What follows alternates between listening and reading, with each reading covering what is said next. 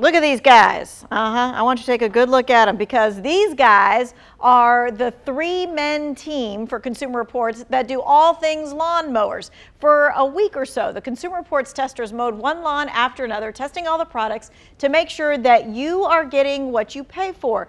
The big focus, battery lawn mowers. For battery-powered mowers, we also look at runtime and charge time. Runtime's basically an idea of how long you can cut on the charge of the batteries it comes with. This is important for you to figure out how big a lawn you can cover. Charge time is an idea of how long it'll take to recharge the battery, whether or not it's something you can turn around within the same day or something you might have to wait overnight for.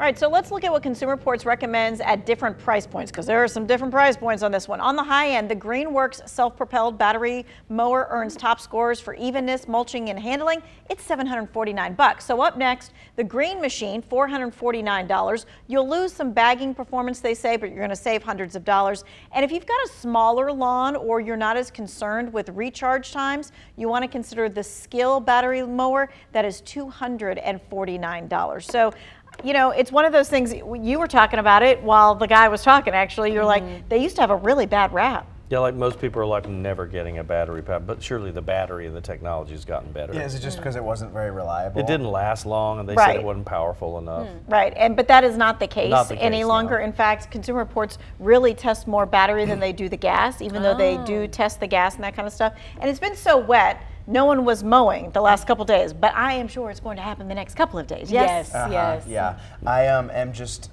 so I'm sad that my family missed the boat on the riding lawnmowers when I was a kid. Oh, you had to push the whole time. We had a huge lawn, and all the time I was always pushing that darn thing. You got all of the exercise. I mowed once in my life. I wanted to make some cash, and my dad said, "Okay, well you can mow the lawn." I really struggled, so it was pretty much he did it, and I did a part of it, and he still paid me some cash. Yeah, at least you learned how hard it can be. I think I was in like 7th grade. I mean, a push lawnmower takes some doing. It does. If it's not self-propelled, you gotta. Yeah, right. All right. Now, do you guys like the smell of fresh cut grass? I do. I love the smell of fresh cut grass. I just don't like to cause the smell of the fresh cut grass. Yeah, because all right, new homeowner, are you mowing? He doesn't have to because it's a townhome, so I don't have to. Oh, so somebody else does it. Oh, nice. We had a small townhome once, and my wife bought, the yard was like a postage stamp, and so she bought the actual old school no motor. Oh, really? Yeah, like a weed whacker. And I didn't believe. I was like, that's not going to work. It works. Really? Yeah, it was kind of cool.